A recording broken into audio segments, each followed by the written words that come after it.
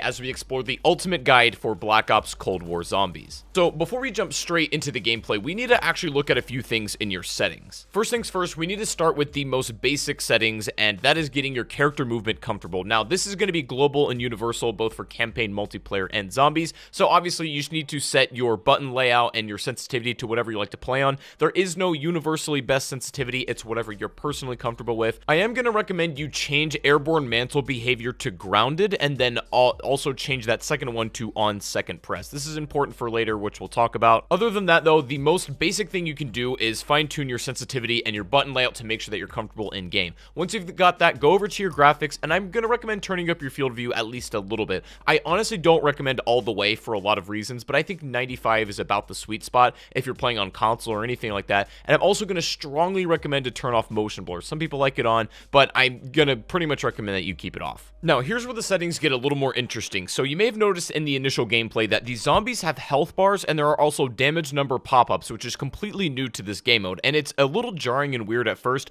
However, these can be completely disabled if you want a little bit more of a classic experience. You can take off the numbers and the health bars, although I am going to recommend you play with them on. Also, before you load the game, you're going to want to make your loadout. Now, this is not going to be like a multiplayer or a Warzone loadout exactly. You can pick virtually anything once you are leveled up enough and you can unlock stuff, and you can equip an attachment on there as well. And you can also bring in what is essentially a field upgrade, and there's a few different variations of those which we'll get into. Frost Blast is going to create an area of effect that slows and damages zombies, which is really nice for slowing approaches. Energy Mine is essentially what it says on the box. It's a mine that blows up. Ether Shroud is basically zombie blood from older zombies games, making you invisible. Healing Aura will give more HP to you and your teammates, and then Ring of Fire will create an ethereal fire that boosts damage for you and your allies, sort of like Stone Cold Stronghold from Black Ops 4. Last thing I'm going to show you in the menu is Ethereum Crystal and how this is going to impact your game. Now, this is essentially the in-game currency, the Liquid Divinium, or the Nebulium Plasma from other zombies titles. Now, this is going to allow you to upgrade virtually everything from weapon classes that will give you bonus perks. You can upgrade your actual specialist weapons or your field upgrades themselves.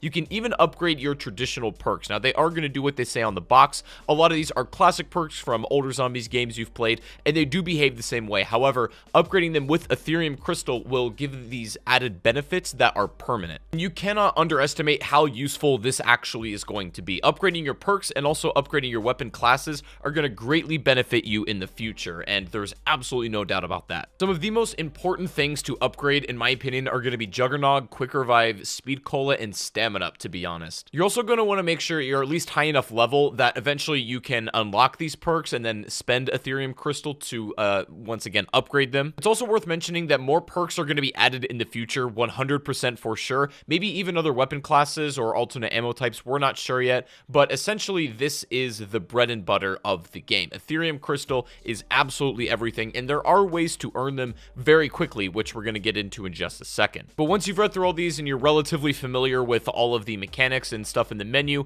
you select your loadout. Now you're ready to jump into the game. Upon spawning in, it's going to be like any other zombies game where you are greeted on round one with a few very slow zombies, and your objective here is, of course, to build points and get through the map. Now, it's also vitally important to know how the point system and currency works in the game. So essentially, you have regular points as you do in typical zombies, but you also have scrap and like higher rare salvage. Regular points can be attained by just shooting zombies, and if you finish them off with a headshot or a melee, you're going to get more points for those than you would otherwise a bullet body shot. So melees and headshots are extremely vital, not only just for dealing damage, obviously, but for maintaining and maximizing your points, which is very important in this game. You also might notice that as I'm killing zombies, they're dropping like blue or green items. That's going to be your salvage or your scrap, and of course, you're going to want to make sure you're collecting as much of that as possible. You don't have to hold square or anything. All you have to do is run over it, and it should pick it up. So I should also probably mention that you can pull up your scoreboard and check how many of each currency you have.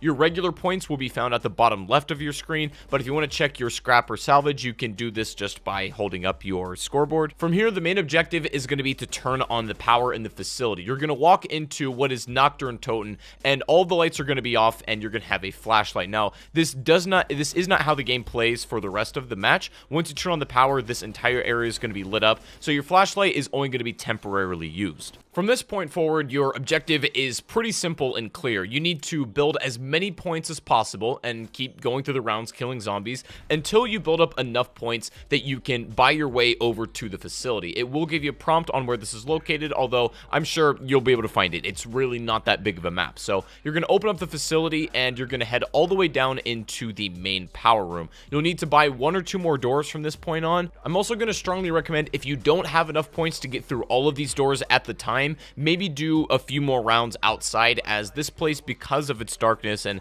its cramped nature, can get a little bit dangerous and sketchy sometimes. But once you go into the main room of the facility, you're going to see exactly where the power is located. It's going to be behind another door that's about 1750. However, when you buy that, you'll be able to turn on the power, which will give you access to a multitude of things. This will make perk machines now available for purchase. This is also going to give you access potentially to Pack-a-Punch. Ammo refill stations will now be available to you as well. Also crafting tables. Now, crafting you can do without the power on, but I'm not gonna recommend you do much crafting, at least until you get to this very basic point of the game. You can get here by like round 5 or 6, or even lower if you're ultra efficient. So once the power is on, you're now gonna have 2 more objectives that it sort of walks you through. You're gonna need to turn on 2 terminals within the main room. So the first one can be found over here on the left. It's gonna give you a prompt. You just go and interact with it. It should turn green, and then you're gonna do the exact same thing over on the right side. After fully interacting with both of these terminals, a purple anomaly is going to spawn in the middle of the room. Now, this is your actual Pack-a-Punch quest. Thankfully, Pack-a-Punch is pretty easy to obtain in this map, and I'm going to show you exactly how it's done. So once the terminals are activated, you're going to want to come down the stairs and go interact with the anomaly. Now, from here, you're going to be teleported into a different dimension momentarily, and the map layout is going to be virtually identical. However, there's a few things that can only be found in the Dark Ether that you need to go and collect while you're here. You do have limited time, so you're going to want to be relatively snappy. Now, it's not like immediate. You don't have to grab everything all at once, and even if you manage to miss some of the things in the Dark Ether, you can actually go back and repeat this process. But while you're in the Dark Ether, the main thing you're looking for is a portal that is going to lead you to the Pack-a-Punch piece. Now, while you're here, there's a few interesting things you can do. Namely, there are purple crystals that are located on the outside upstairs portion of the map that you can shoot with your weapon. Really, any bullet gun is fine. They're going to break and give you items. You know, they can give you essence, which are the regular points. They can give you scrap or salvage or like other cool rare items like equipment, stuff like that. I'm going to recommend that you actually shoot these and take advantage of it, as again, the currency in this game is unbelievably vital. Once you've done your exploring in the Dark Ether a little bit and you're ready to go, interact with the Ether Tunnel that will take you on a fast travel into a secret room, which will open up a new area. While in the secret room, interact with the Pack-a-Punch piece in the corner. From then, you're going to go back over to the center of the main room where you interacted with the anomaly in the first place, and you're going to place that Pack-a-Punch machine on the prompt that gives you. And honestly, as far as that's concerned, that's the entire Pack-a-Punch quest. Thankfully, in this map, it's pretty easy. There is no gathering 3 parts, or there really is no arduous, annoying, and homework-ridden process of upgrading your weapon, or at least being able to. It's going to teleport you back to the main section of the map, and then now Pack-a-Punch will be there, and you'll be able to have access to upgrade your guns. From here, I'm going to recommend you start buying some armor over at this arsenal station. Now, this can be used to upgrade both your armor and also re-roll your weapons, and I'm going to explain that in a minute. The way armor works is pretty interesting. So this is essentially the replacement for the zombie shield, and this is going to be your all-around protection minus your actual like health and then what you get from Juggernog. Your armor is vital to maintain. You can pick up some armor scraps from zombies that drop it occasionally, and carpenters also repair your armor fully. Now, upgrading the tiers will give you basically how many levels of it you have, and again, this can be bought and fixed using your salvage or your scrap. Now, from here, once you have armor and you are pretty much ready to go and you have Pack-a-Punch set up, come over to this computer and interact with it. It's going to start a trial, and these can range from anything thing where you need to get like a certain amount of hipfire kills or headshots, or sometimes you just have to stand in a location for a certain period of time or maybe kill zombies in it. But either way, I recommend doing your trials and upgrading your challenge reward all the way to legendary if you can. This is going to take you maybe 3 to 4 trials at most if you do them efficiently. You can be rewarded greatly depending on what rarity you go for, but do your challenges as you're progressing through and start building points. At this moment in the game, you should be sort of building up your arsenal, trying to get better weapons, and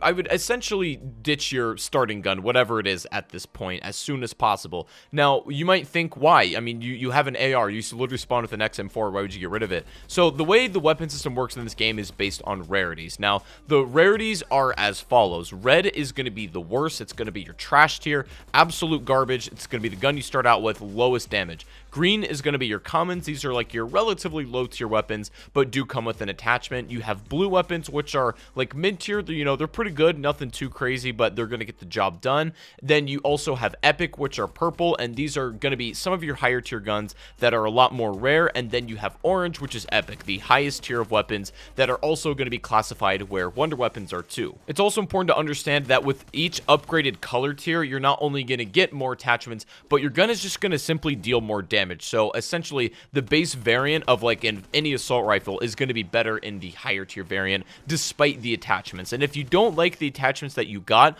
on the random weapon, you can actually go back to the arsenal where you bought your armor and you can re-roll your attachments for a little bit of scrap. Pretty cool, unique feature, and I think I'm a big fan of that. What this means, however, is the mystery box is going to be your best friend, because as the rounds progress, you get more luck in obtaining higher tier weapons. So essentially, round 35 hitting the mystery box, you're way more likely to get epic or legendaries than you are on like round 1. Now, when it comes to perks, you should also know that perk price is not static. It's going to increase the more perks you have. So essentially, it doesn't matter what order you buy them in, but your third perk is going to be less costly than your fourth perk and so on. There also is no perk limits. You can hold up to 6. But the reason I recommended doing these trials and challenges to you is because you have a significantly higher chance of pulling some rare weapons. It is entirely possible to get blue or orange guns on earlier rounds, albeit significantly more rare. However, if you want to increase those odds a little bit, or maybe just pull something that's pretty good, then these challenges are a great way to do it.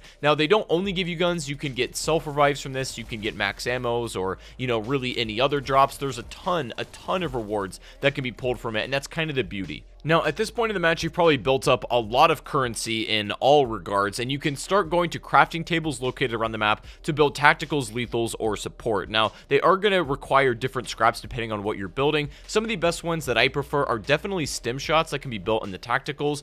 Symbol monkeys are also really good. Decoy grenades, not so much, as like half the zombies don't seem to get the memo, but you experiment around with what lethals and tacticals you like for different scenarios. But you can also spend this time investing in Pack-a-Punch, and the way Pack-a-Punch works in this map is really fascinating. Now, what we talked about earlier with the like weapon mods and the alternate ammo types, you can select, once you've put it on a gun, what alternate ammo type you want to use for a weapon. You can select that at the machine. It's no longer random like it used to be.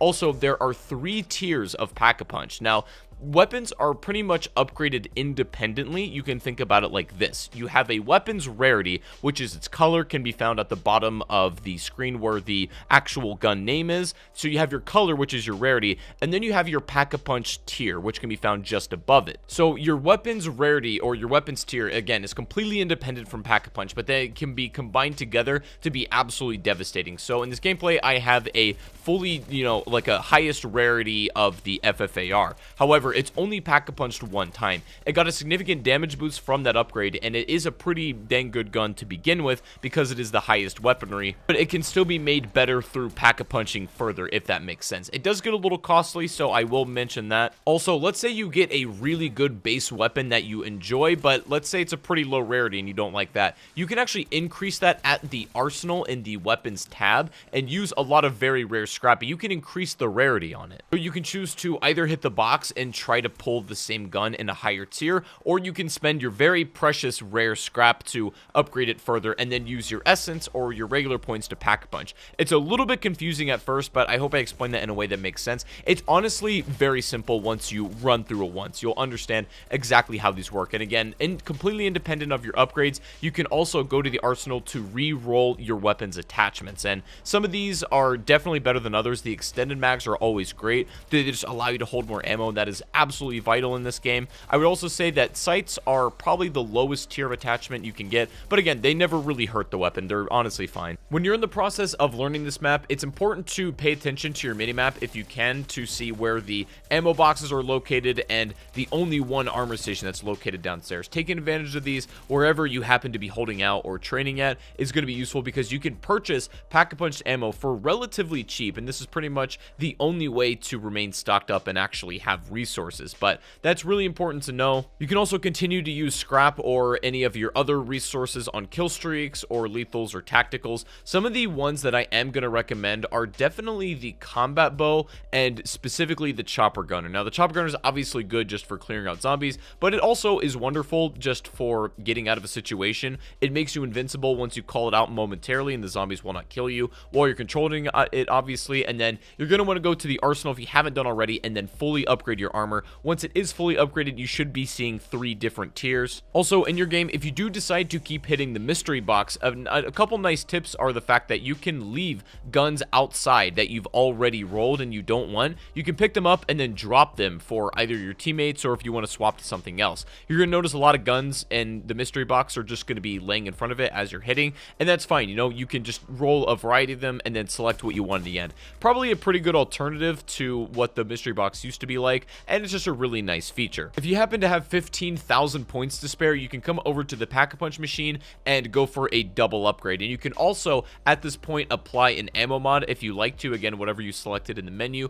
whatever you want to run and how it's upgraded. You can even choose to not use any ammo mods, which I've experimented with before. If you have elemental pop, that pretty much won't happen because they're going to activate no matter what. But again, you can choose to manually select them if you like. Elemental pop will make that effect come out a little bit more often. Some strategies I'm going to recommend to get a fully legendary weapon, and try to get tier 3 pack-a-punch if possible. And there's a multitude of ways you can go about obtaining points. You can spend a lot of your very rare scrap to use kill streaks, which in turn are going to give you a lot of just regular points for pack-a-punch. Again, the combat bow and the chopper gunner are absolutely the best right now. You can opt to train outside of the regular Nocturne Tone area. There's a few places you can do that, either in the spawn room or near the plane wing. You can even camp inside if that's more your thing, inside of the Nocturne Tone building. There's some really good camping spots, and just any ways to essentially hold off the zombies and build off points. Now, a tier 3 pack-a-punch is going to be your best friend, and it is a significant upgrade to a tier 1 or even a tier 2. Now, from this point on, the game is pretty much yours. Beyond this point, everything after is Easter egg related, and I'm going to have more specific in-depth guides on that stuff. I might make some full solo Easter egg tutorials if there's any interest in that, and I'll definitely let you guys know. But from this point on, you can either choose to survive as long as possible and keep high rounding, or you can exfil, which is really interesting. So every few rounds, this will pop up in the spawn room. You can choose to activate it or not, or you can let it pass. However, if you do activate it, an extract session will begin, and not only do you just need to survive and not die, you need to be the aggressor in this situation. You actually have to kill the zombies as quickly as possible. You've usually got about a minute and a half, and you need to wipe out as many zombies as you can. If you look above the timer, eventually there will be a zombie counter letting you know how many you have left to kill, and if you fail to kill that many in that amount of time, the helicopter will get shot down and you will fail your exfil. So you want to make sure that you kill quickly, you have good weapons and perks, and you kill efficiently, as it is absolutely of the utmost importance. If you manage to escape on your exfil, however, you're going to be greatly rewarded with Ethereum Crystal, which again can be in turn used on the menu to fully upgrade your weapons and your perks and stuff like that. So exfilling is always worth doing, as you're going to obtain so much more currency doing that. But again, at that point, beyond this, the game is yours. You can do however you like, and more specific in-depth Easter egg stuff, whether big or little, I will be covering here as well. But if you want just like more, I guess comprehensive zombies videos as well, I do have a second channel that I'm going to be posting a lot of smaller zombie videos on. So before you guys go, make sure to check the description and go sub to that channel also. And I also stream every single day over on Twitch. I'm going to be playing zombies, going to be hunting this Easter egg as soon as it goes live, and I hope to catch you all over there. But I hope this made sense, and I hope you guys enjoy Cold War Zombies. If this video did help, make sure to give it a like rating, subscribe if you are brand new to the channel, and if you made it this far in the video, leave a little smiley face in the comment section just to let me know that you are an absolute legend. Other than that, this was essentially the ultimate guide to Cold War Zombies. This will give you the basic information that you need to know to take the game anywhere you like and be able to play it really infinitely. But let me know what you thought about the video, guys. There will be plenty more zombies content on this channel, so I hope you did enjoy. But anyways, have a great rest of your day. I gotta go. Take it easy, everybody, and peace out.